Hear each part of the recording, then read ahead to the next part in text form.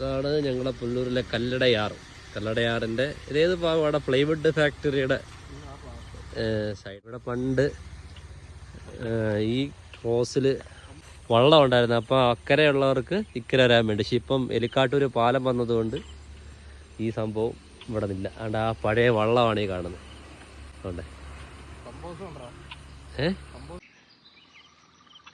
ഇങ്ങനെയുള്ള പ്രദേശങ്ങളിലാണ് ആറ്റിലെ കൊഞ്ച് കയറി കിടക്കുന്നത് അല്ലേ?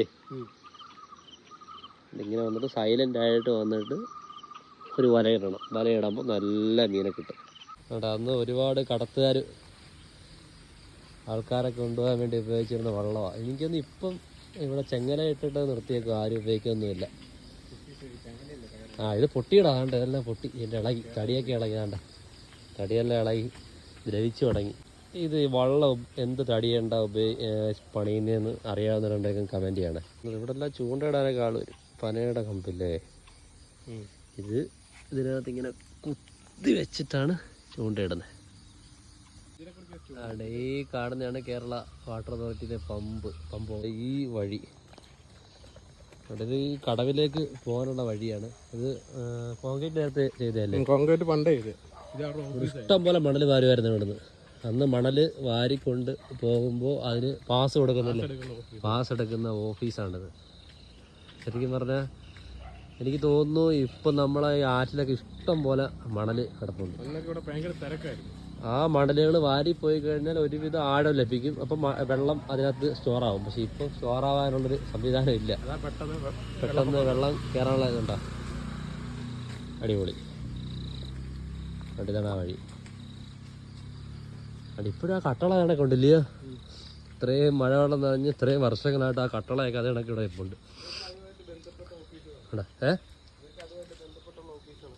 നല്ലൊരു ഓർമ്മകളാണ്. റോഡ് വേളി കുരിയോട്ട് പോലെ ഫാം. ഇപ്പം അത് ഇത് പ്ലൈവുഡ് ഫാക്ടറി. അടിപൊളി.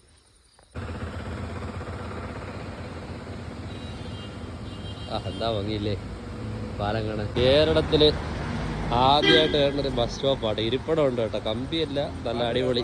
ഒന്ന് ഇരുന്നേടാ.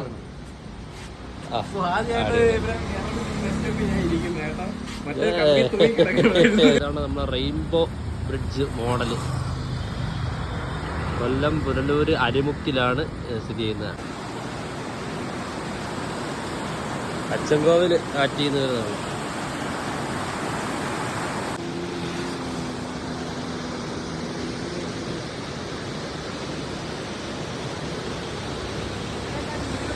എല്ലാവരെയും സേഫ്റ്റിക്ക് വേണ്ടി നല്ല ഹൈറ്റിലാണ് ഊണുകളൊക്കെ നിർമ്മിച്ചേക്കുന്നത്.